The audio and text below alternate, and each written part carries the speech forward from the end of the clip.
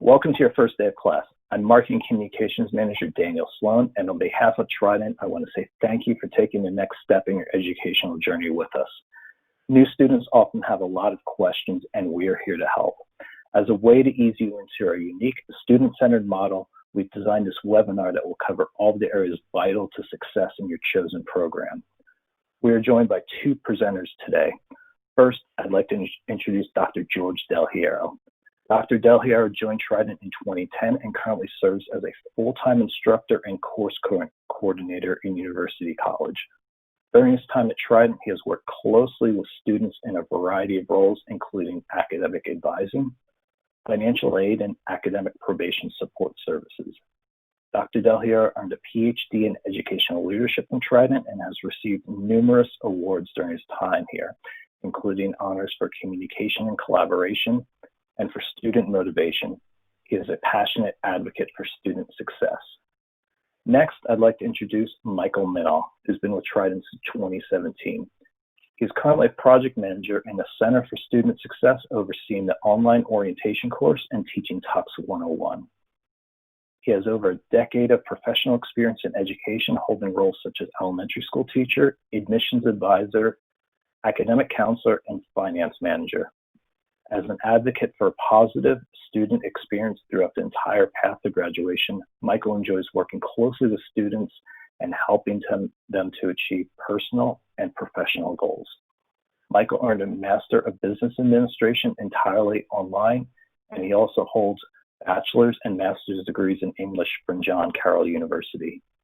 As an online student balancing family, children, full-time work, and more, Michael understands that being an adult student requires an ability to be flexible and manage time well. Just a few notes before we begin today's session. Although a portion of the webinar has been pre-recorded, you have the option to ask questions at any time. Look for the control panel on the right-hand side of your screen, type in your questions or comments there, and hit submit. Dr. Delgiero, Michael, and myself are behind the scenes right now, and we'll address your questions during the live Q&A after the presentations. So now I'm going to hand things off to Michael to get things started. All right. So first off, I want to say a big welcome to everybody to Trident. We are very excited to have you here, and we're excited that you're here on this first day of class webinar. You're already going to get some of that special sauce to help you move forward and be successful here at Trident. So what we're going to talk about today, a couple tips for success. That'll be my presentation.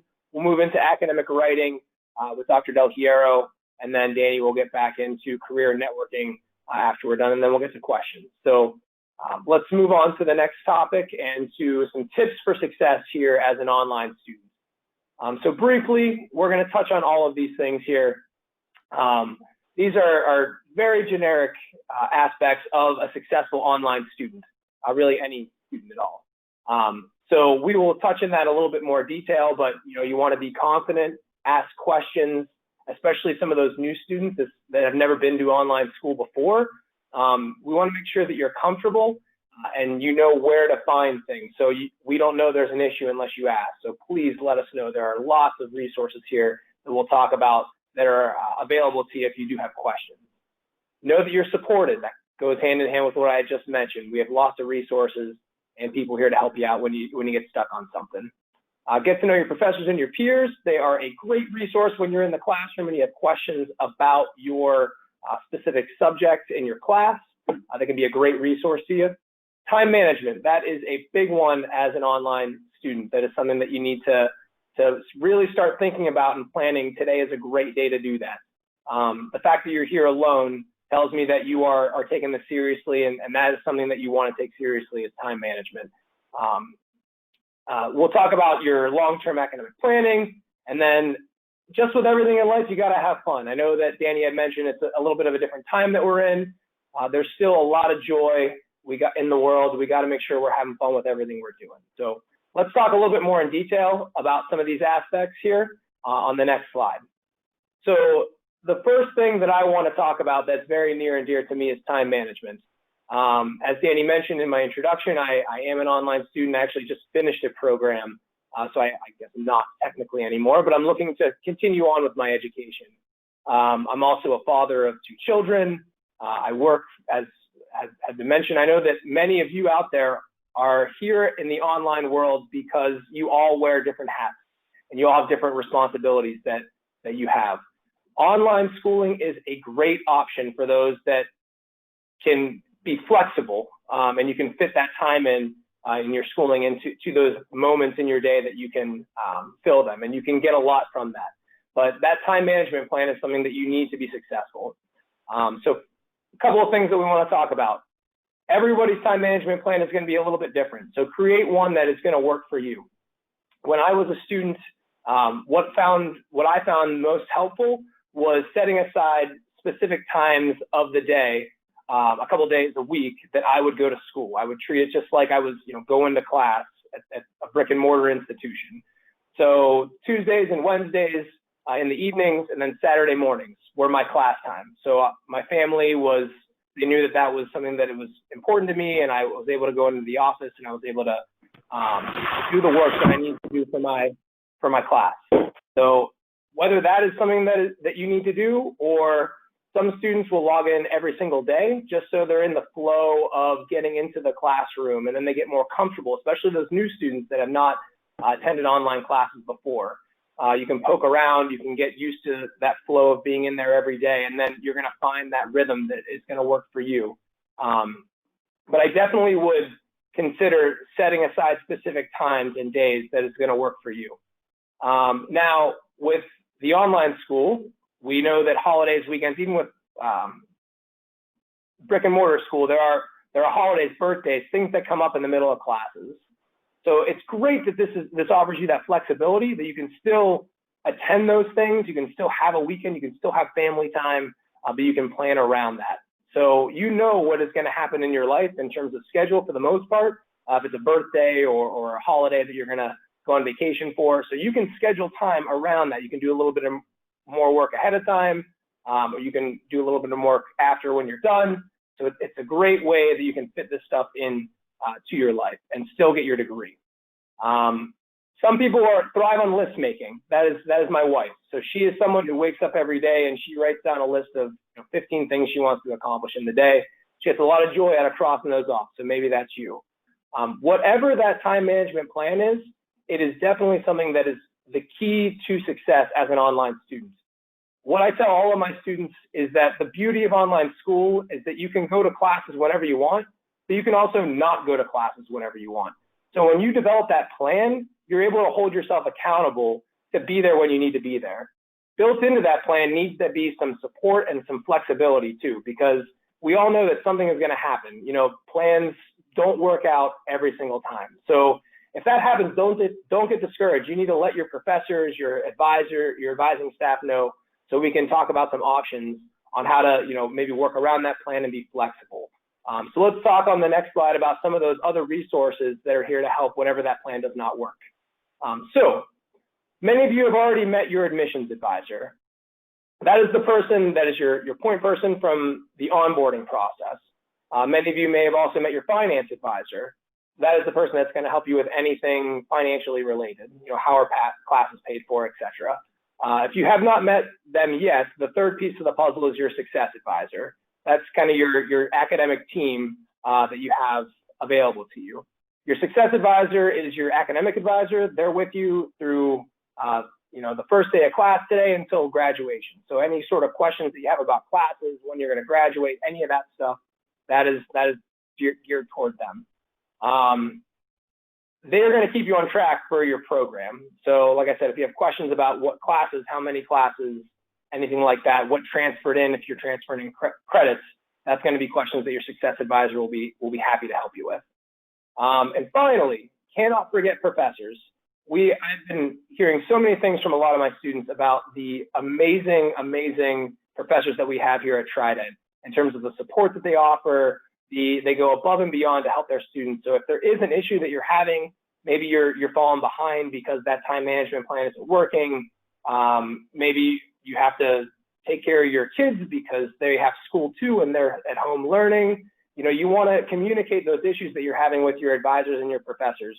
We want to make sure that we help you if you are having challenges, but we can't help any problems that we don't know. So please, if you are having issues, reach out to somebody, your academic advisor, your admissions advisor, your professor. We want to make sure that you know that you are supported here at Trident, and we are happy to help you get through that. Besides the the personable people that we have here, there's also online resources that are available to you. So a couple of things that we'll mention briefly. The writing workshop and the writing style guide. After I'm giving my presentation here, Dr. Delgiero will speak a little bit more in depth about academic writing and the importance of that as you go throughout your academic progression as a student. Along with that, there are math assistance. So Math 95 and Statistics 95 are some kind of bridge classes that you can take if you want to polish up your skills.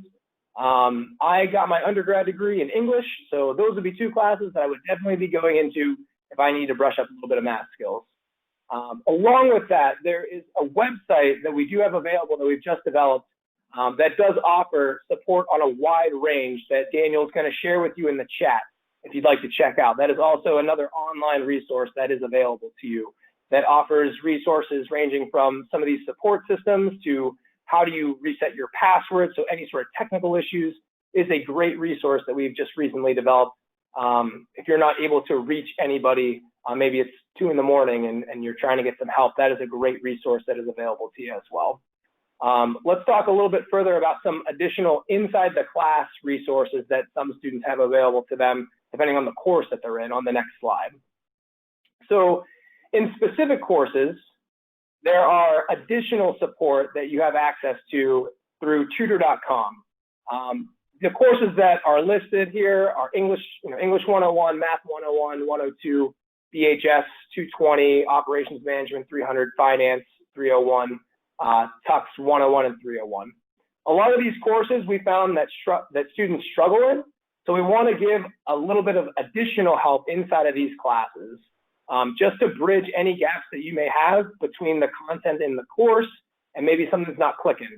So this is 24-hour a day tutoring help for these specific classes. You'd access this inside of those specific courses. So if you're scheduled for an English 101 class in the future or Math 201, you can log into that more section in the class, and you'll see that link for free tutoring. That only appears in these specific courses, but it's a great resource if you do need some additional help. So let's move to the next slide. We'll talk about something that's very near and dear to my heart. That is the orientation. So as Daniel had mentioned, I am the orientation facilitator. So you may have seen my face or my name commenting back to some of your posts. If you have been in there, checking out the course and seeing what a mock classroom is like. If you have not, I highly recommend it. I know that today's your first day of class, but you have access to the orientation for 6 months. It is a great resource to help essentially build confidence. It's a mock class. You can't do anything wrong, so you can click and you can submit things, and you're going to build that confidence to be able to navigate the classroom. Finding where resources are is half of the battle as an online student. So if you have that already under control, then you're stuck with the content, that's the part that's the fun part, the engaging part. So we don't want you to be thinking, where do I go to find my grades, or where do I go to access how to email my professor? You can find all that information inside of the orientation. We found that students that do participate in the orientation are far more successful than those that do not. So if you have not yet, I definitely recommend it. I look forward to seeing your threads in there and replying back and getting to know you a little bit more. But yes, you'll have access to that for 6 months as a student. So let's move on to the next slide here, and we'll talk about what to do now. So we've mentioned a few things in terms of successful tips, ways to be successful as an online student. So what do we do now? We want to take that first step and log into your class. As I mentioned before, I know that you may be having some technical issues. Hopefully that is resolved at this point, but if you have not logged in yet, I highly recommend after this webinar is over to log into that first class and introduce yourself. You don't need to wait. You can go in and be that first person that starts the initial thread to introduce yourself in the classroom. So I highly recommend that you do that today. Inside that classroom, you'll see a class list under your communications tab. You can email your professor. You can introduce yourself and tell them a little bit about yourself. in a one-on-one format. Send them a direct message. See if there's any sort of, if maybe you have something coming up that you need to troubleshoot in terms of time management. That's a great way to do that, especially on the first day of class. It shows that proactivity. If you do have questions, we want you to ask them. As we mentioned, there's lots of people here that want to see you succeed, so please let us know what we can do.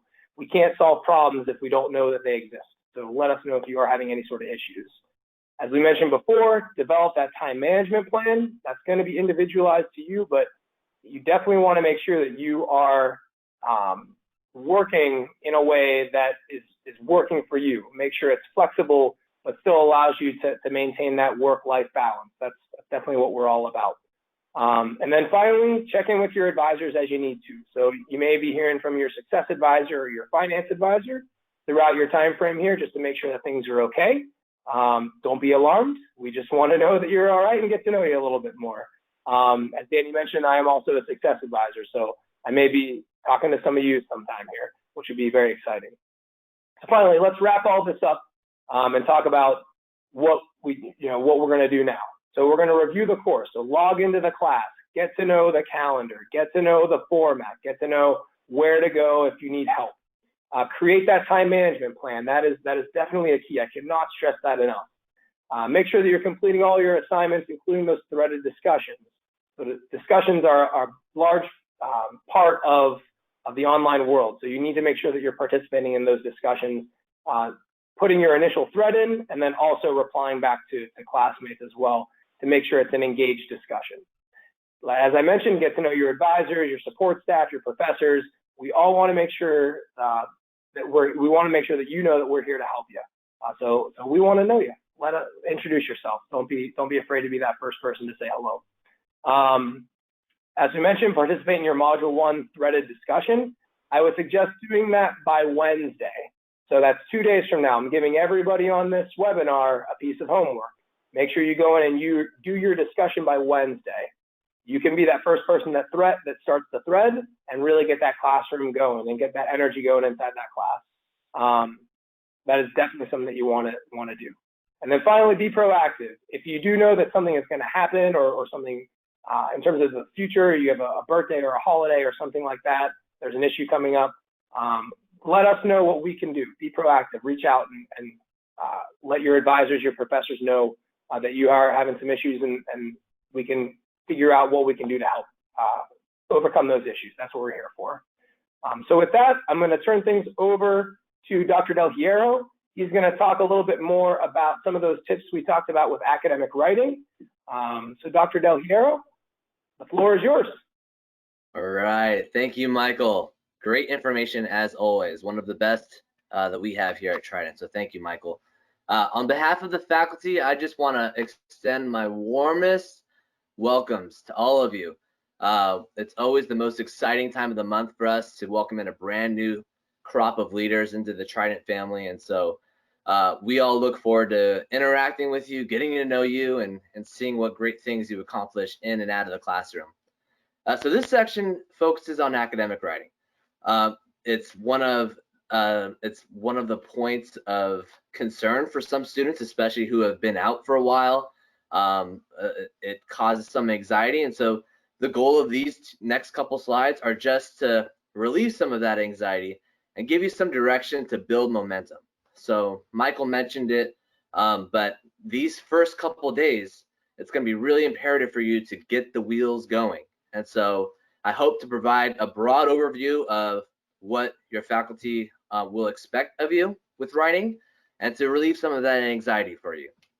This first slide is just it's meant to frame your mindset for what the expectations are within academic writing and why and how is it different from what you might be used to within your military experience or business experience.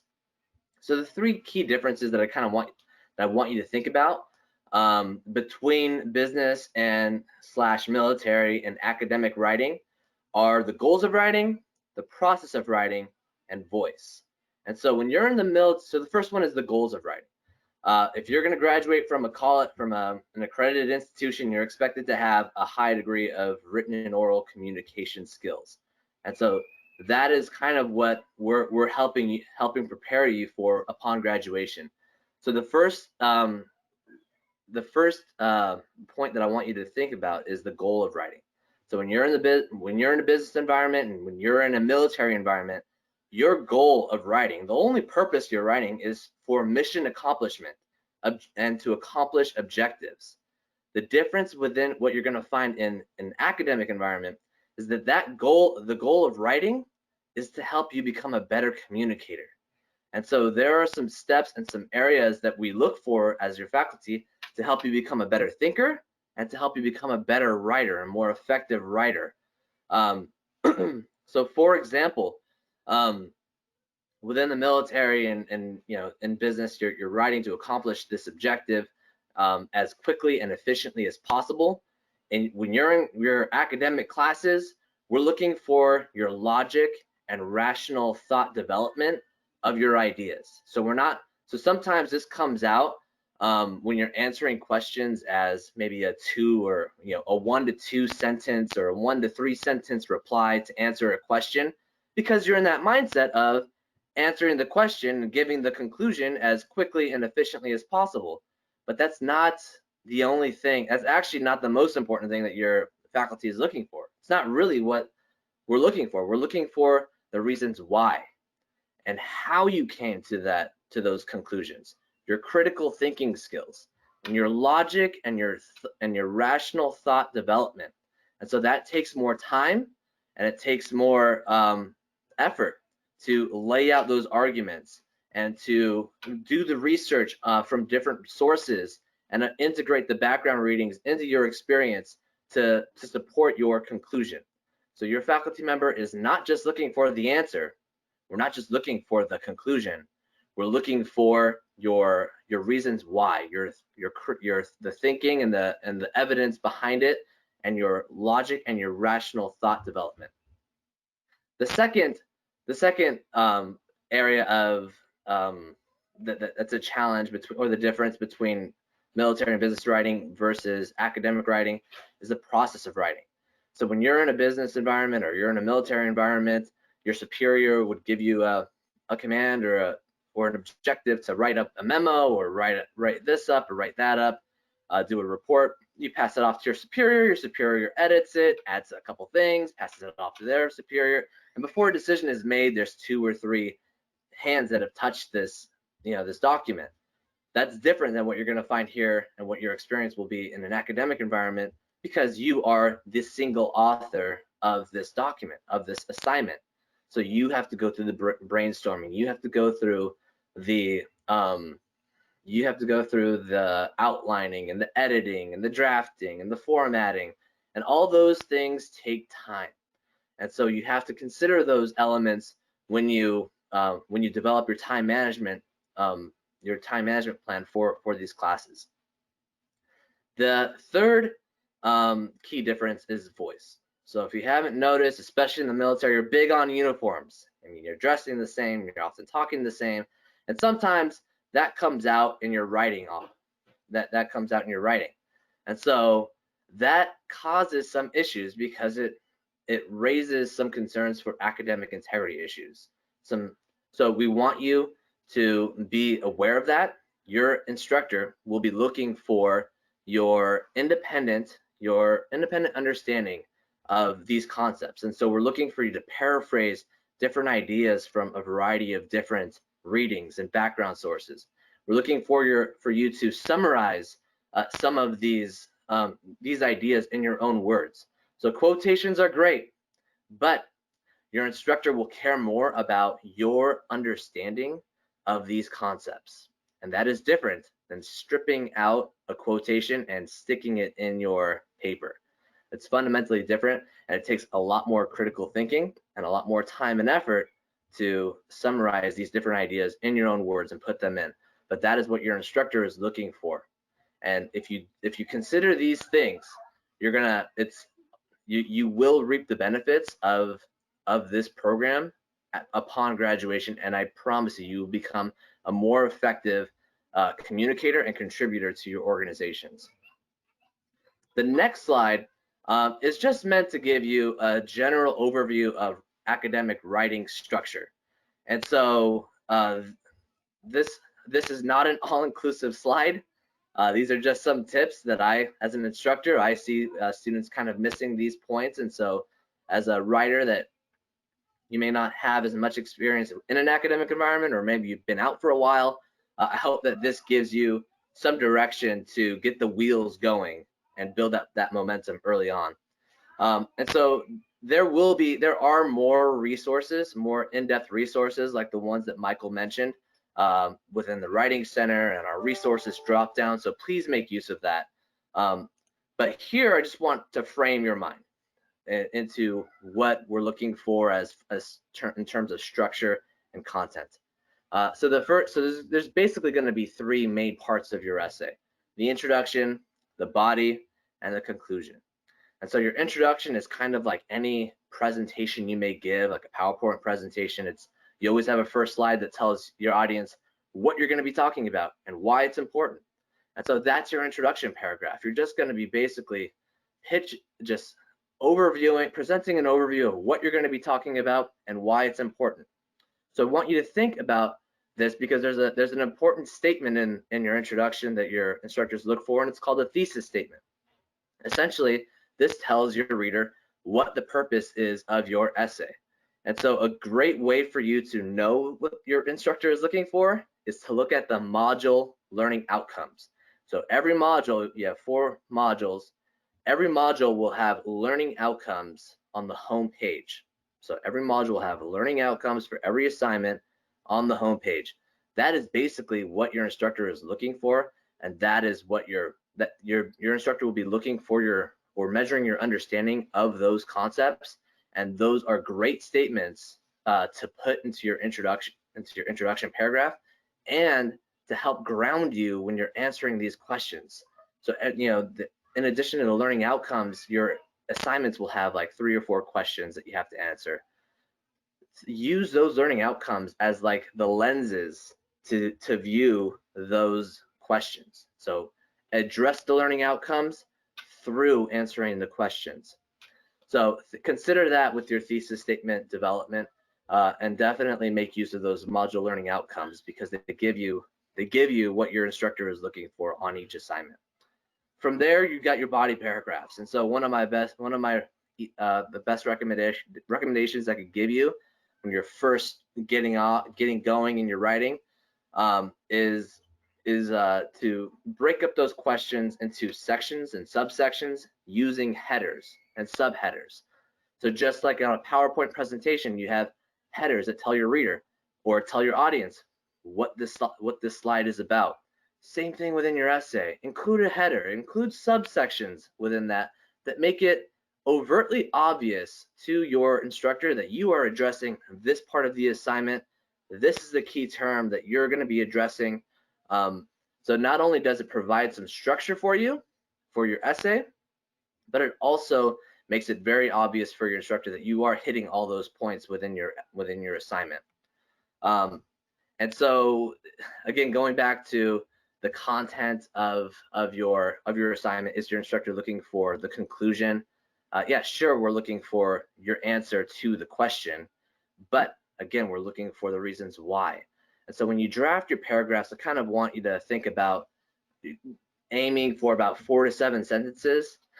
Trust me, nobody's going to be counting your sentences out, but I think it's a good guideline for you, because if you're going below that 4-sentence mark, then you're probably being a little bit too brief or concise, and you're not exploring the topics or discussing the topics in detail. So make sure you're going back and citing some evidence from your background readings. Again, we're looking for APA citations and some evidence, some objective research and evidence to support your conclusions. And if you're going above that 7-sentence mark, then you're probably rambling on too much, or you could make that into a more concise structure to better highlight your ideas, or you just need to break up that longer paragraph into some more paragraphs, into maybe 2 or 3 paragraphs. But you don't want to go on and on a page and a half of text, of block text. You really want to break that up into small sections and subsections, include those headers, and make it really easy for your instructor to pick out those main points.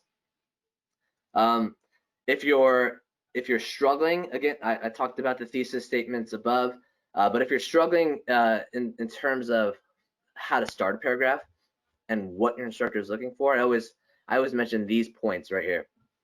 Define the key term, explain the application of the key term to the assignment, and then discuss why the concept is important to either the module learning outcome or just the class in general, specifically and with specific focus to the module learning outcome.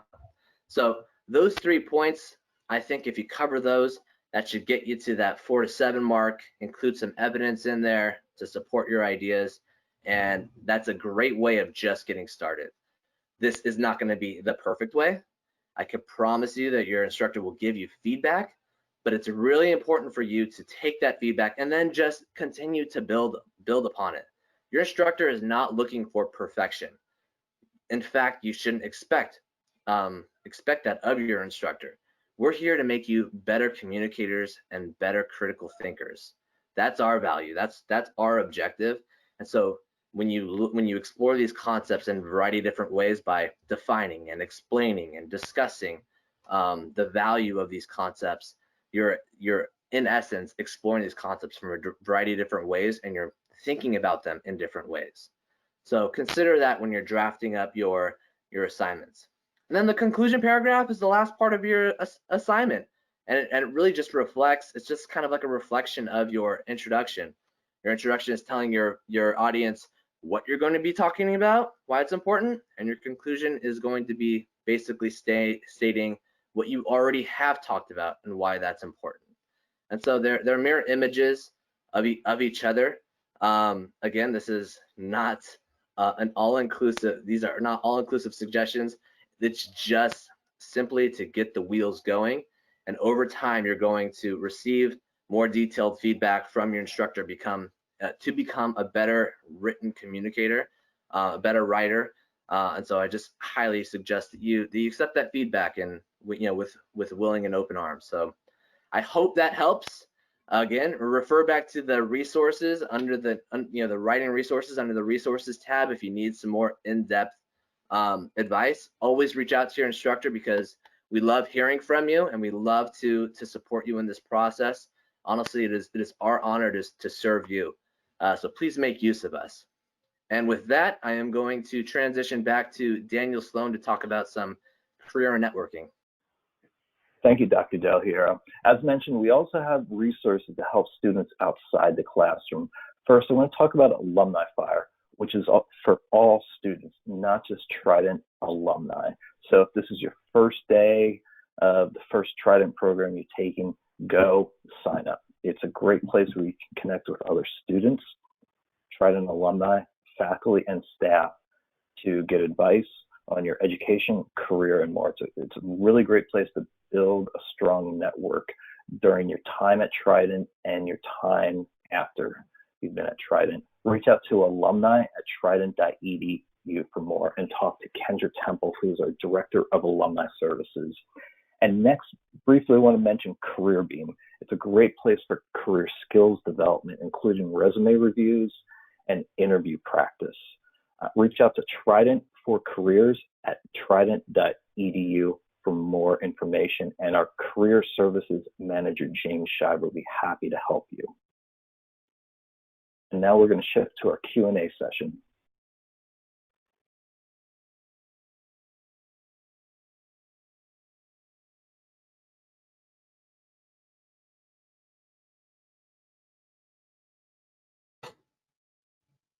Hey everyone, welcome to the first day of class.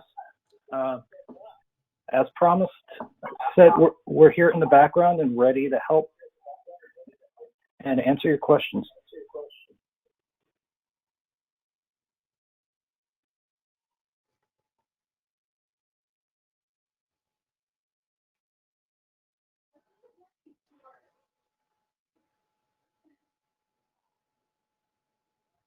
So Dr. Delgiero, and let's wait for Michael and Karina.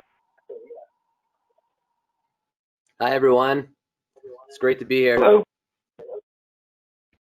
Good morning. Happy Monday. Sorry I don't have a webcam to share with everybody. Yes, and welcome.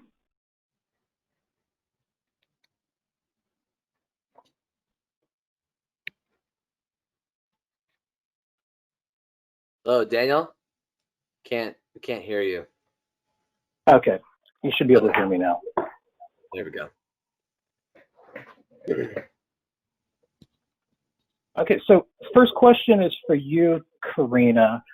And how do upcoming holidays like Veterans Day and Thanksgiving Day impact due dates for assignments? So that's a good question. We have set holidays that we do, I guess, give extra days for, and those are usually for the holiday season. So like the month of December, we usually have a set, I think it's a week off that we get, and they're posted. So due dates for Thanksgiving and for smaller, I guess, holidays are pretty flexible, but we do have a set 1 week off where due dates, there's nothing required, no submissions, no discussions, and those will be basically given to everyone in the classroom by the instructor and by the university.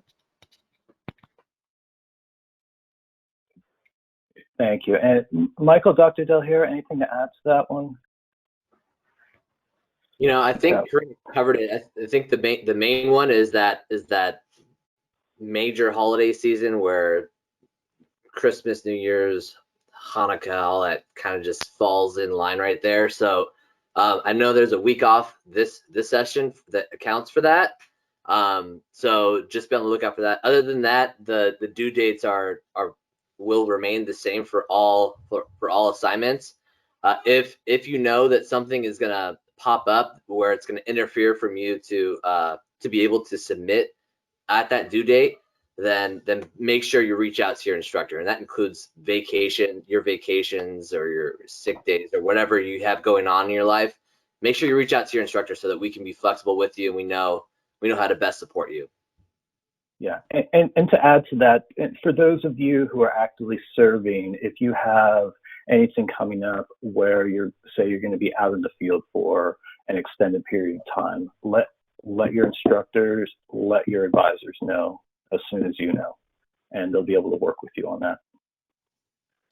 And staying with you, Dr. Delgiero, during your presentation, you talked about how to set up a good paper. Do you recommend that students should set up an outline like you shared before writing any paper? Yeah, I mean, in my personal opinion, an outline is a great way to get the wheels moving and get started on your papers because it provides a mental map for you to go about your paper. So even just an outline that says introduction, and then break up sections and subsections that basically follow along the questions that you need to answer, and that gives you a good mental map of the key terms you need to define or the key issues that you need to describe or identify in your paper. So I think that's a great way. It's a great strategy for you to A, get the wheels going, build some momentum, and then B, just to organize your thoughts so that you're writing with more intention. Great, thank you. And we actually have quite a few writing questions, so I'm going to mix them up so we work in all of the panelists today. And I'm going to go back to you, Karina, and question for you: how can we tell what is due and when the deadline is? I'm having some trouble maneuvering through the website to ensure everything is complete and on time. Okay, so good question. So basically in the classroom itself, you'll have a section where you can see the due dates, and also in the portal, you can actually see kind of like a calendar layout of all the modules and what date they're usually due. So a good rule of thumb, if you're it's kind of hard to keep up with dates, especially now with the pandemic when a lot of people don't even go out. So a good way to remember everything is just that each module is just due every other Sunday. So, I mean, I know Michael touched upon this, that the discussions are probably best to do that first week, that first Wednesday of a module. So keep that in mind. But just, a very good general rule of thumb is to know that every module, which is 2 weeks long, will always be due on that second Sunday. And Michael, what time are the modules due generally? The modules are due, we're on Pacific time. So they are due 11:59 p.m. Pacific time. So for those of you that are on the East Coast, you're I guess a little behind, but you have when the classes begin. But then at the very end, you can do your work until 2:59 a.m.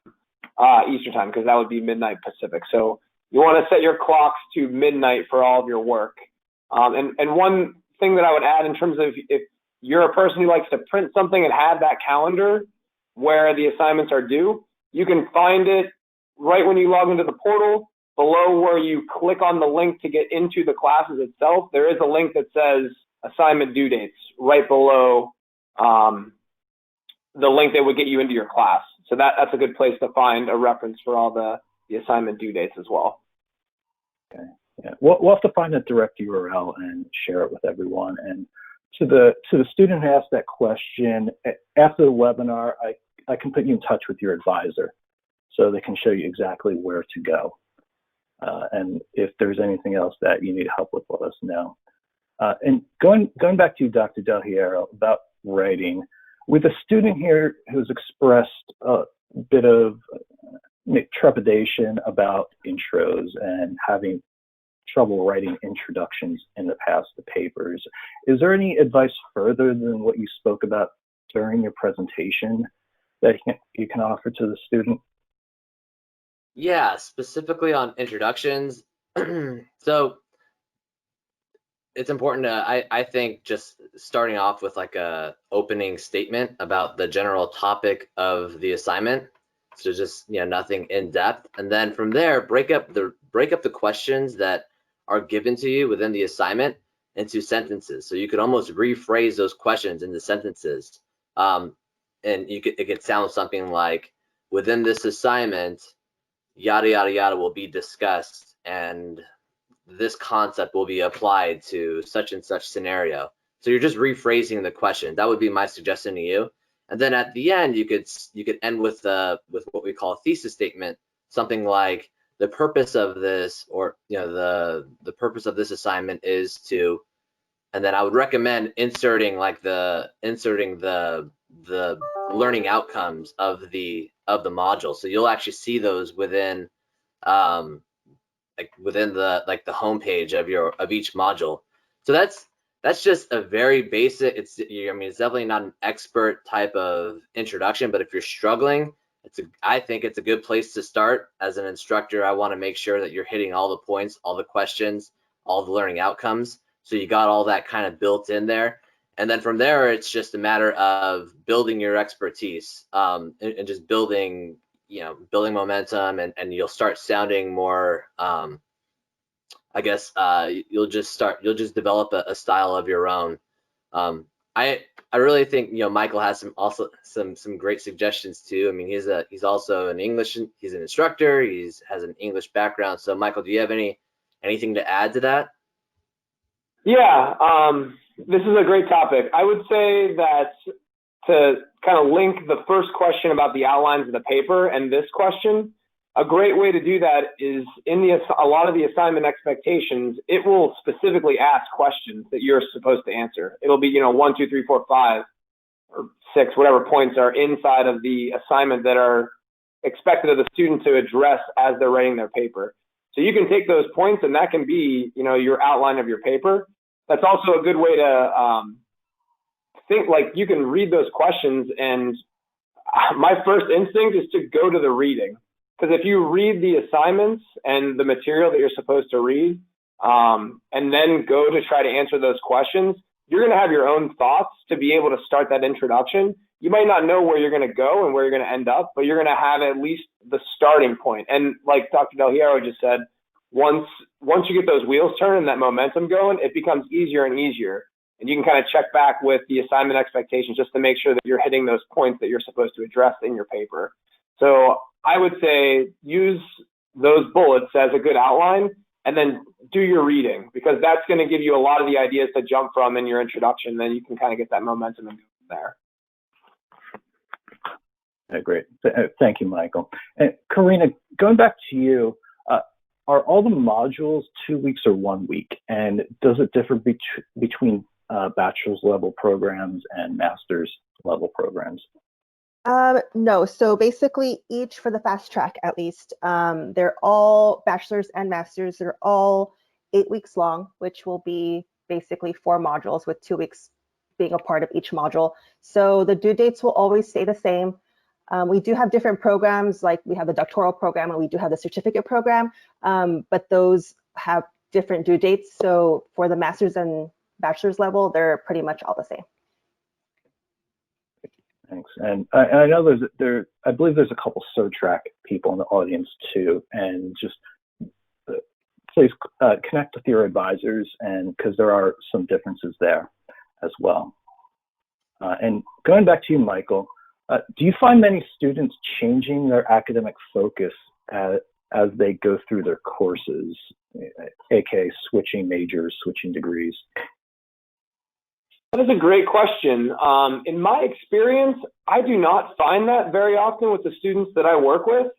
If it is, it's a slight change. It would be someone that would go from maybe more of a concentration change as opposed to an all-out program change. So for example, someone might go from a health sciences to like an HR, there's a health science aspect, health administration. So maybe something like that.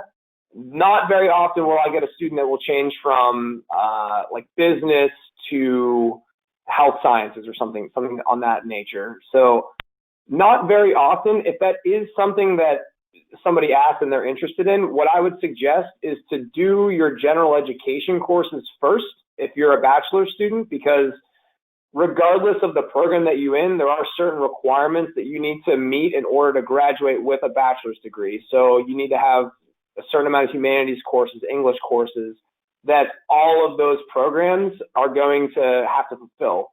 So if you do want to maybe wait to pick what you need to pick, I know you need to off the jump, but maybe you're thinking of teetering towards the middle, I would talk with your advisor, let them know that. So then that way you can plan out your course schedule accordingly and do a lot of those general education courses to start your program off. Because if you do want to change and it's later in the process, it does become a lot trickier because you may have already completed courses that will not transfer into another program. So it is something that if you do want to do, I'd recommend doing it earlier rather than later, because it can become an issue. If you do it as a senior, it might be a little bit trickier at that point. I don't know if Karina would want to add anything to that. Actually, yes. So if you do plan on switching to something completely different, let's say you want to go from business administration to Homeland Security, or vice versa. So just speak with your success advisor, because what they can do is they can actually request unofficial evaluations from registrar to kind of give you a roadmap of what classes you would have to take if you were to switch, and which classes would transfer and which ones won't, so that you have a better idea of what you're going to be heading towards. And also if you're kind of debating which program you want to do, maybe one program you're going to have to do 10 more classes versus another program you only need 7 classes. Maybe that's a deciding factor. So that's actually a really good way to basically find out what you really want to do. Great. Thanks, Karina. And I did neglect to mention that Karina, she's one of our student success advisors, and new students, you're likely dealing with your admissions advisor, but at the end of the first module, you'll be handed off to a student success advisor who will see you through to graduation. And Karina, you're a Trident alum, isn't that correct? Almost. Not almost there. Yeah, the path is almost complete. Yes. Congratulations. Thank you. And one more question, and this one is again for Dr. Delgiero about writing, and it's a follow-up from the earlier question. And that is, am I allowed to submit an outline to my professor before the due date to just to understand if I'm on the right path or not. Yes, absolutely. I mean, you have that flexibility. I always mention, I mean, most of the times those questions from students to me are simple, are something along the lines of like a question or two. Am I on the right track or not?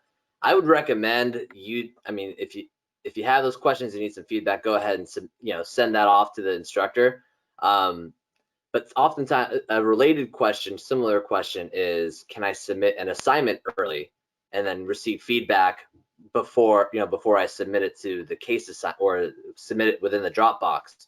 And what I would recommend to students who want to do that is to just submit it to the Dropbox, and then I will provide my feedback. And then my personal style is I always allow students to resubmit and incorporate my feedback if they want a higher grade. But this increases, it streamlines the process, and that way you know where you stand. Some students don't like that. They don't like to see a bad grade in their Dropbox. But you never know. I mean, you could receive a perfect score or a really high score. So let's in the interest of time, your time is valuable, my time is valuable. I recommend submitting it to the Dropbox. I would also recommend, if you are unsure that you are on the right track, make sure you reach out to your instructor, via email, of course, to seek clarification and to make sure that you are on the right track. My preference as an instructor may be different to another instructor, so make sure that you reach out to every one of your instructors to see if they are interested in seeing your outline or interested in seeing a first draft of your paper, or just want you to submit it into the Dropbox and will allow you to resubmit. So just keep that in mind, that not all instructors are the same, and make sure that you find out how your instructor wants how your instructor works best. Great. Thank you, Dr. Delgiero. And while this wasn't a question, I think it's important to kind of unpack the 3 different assignments we talked about. So, Michael mentioned the threaded discussion, the SLP or session-long project, and the case assignment. Can you unpack those a bit for the new students so they kind of understand, when they're due, what their importance is, and how roughly they should be approaching them? Yeah. So the start off with the discussion. That's usually the assignment that's going to require the least amount of work. So which is why we recommend doing it early. You do need to reply to at least two classmates in the discussion thread. It's basically like a Facebook post or like a Twitter board where you put out your idea and then you can reply to those as well. So I usually recommend students doing that first because Dr. Delgiero spoke about momentum. That's an easy way to start building momentum when you get that assignment done. That is recommended to be done by Thursday of the first week. That gives you enough time to reply back to a couple different classmates to earn full credit for the assignment, because you are graded on participation on that part of your work. The session-long project is a little bit longer. It's typically worth 30 points. So the discussion is usually worth 20 points. The session-long project is worth usually 30 points, and then the case is worth 50 points. So the session-long project is a little bit more work. Sometimes it might be a quiz. Sometimes it's a shorter paper that you need to do. And usually you're building upon assignments as you go throughout the course. So you might use information from modules 1 work to do module 2 in the session-long project, and so on and so forth. And the case assignment is a little bit more of a longer paper. That's worth 50, as I mentioned earlier. The session-long project and the SLP are both due on that final day of the module. So it's always going to be a Sunday at 11:59 Pacific time that those are due. And then, as I mentioned earlier, you want to get that discussion done usually the week prior. So that gives you a whole week to reply back to those in your class with participation points that are required as well. Anything else that anyone else want to elaborate on the assignments? Yeah, I'll hop in. So your case assignment, that's your biggest assignment. That's worth 50 points. Basically half of your score comes from the case assignment. The SLP is worth 30 points, and then your discussion is worth 20 points. So we operate off of a points-based system. So if you don't post a discussion, you're losing out on those points. If you post a bad discussion, then you might get 2 or 3 points, but at least you get points. Same thing with your assignment. So I'm not encouraging you to submit bad work, but I do want you to think about how it would hurt if you don't submit anything. So it's very important for you to reach out to your instructors to maximize those points and to set up some kind of an alternative submission schedule if you're going to be late or if you're falling behind. We have practices and policies in place that can support you with the use of extensions and things like that. But we can't help you if on the last day of the session you're reaching out to us or you don't communicate with us. The sooner the better. Let us know how we can support you, and the more time we have, the better we can better support you. So just wanted to give that little plug in there, especially with the points-based system that we have. And to cap things up, Karina, leveraging your experience as both a student and a student success advisor, what is a good response in a thread discussion, and what are types of responses that people should generally avoid? I think with the discussions, I think we sometimes get caught up with how we usually talk, every day to friends, to family. So I feel like maybe it could be misleading sometimes. So I do see some students sometimes, respond in a very comfortable manner. And you kind of forget that you do sometimes have to cite or refer to some, resources out there. So I think you have to kind of treat it a little bit more than just a discussion, a little bit, I don't want to say professional, but just kind of like, just add a lot of detail, just because if you do just throw in a few words here and there, or if you just do your answers or your replies in one sentence, it can seem like you're not really engaging. So the way we view the discussions is kind of like the equivalent to when you're in a classroom, when the instructor asks a question and he wants to see who's participating, who basically has done the homework, who's been paying attention. So that's kind of our equivalent to that. So I think the discussions are really important. And just to kind of give you an idea, I've had students submit perfect scores on pretty much everything, and they don't do the discussions, and their grade it drops significantly.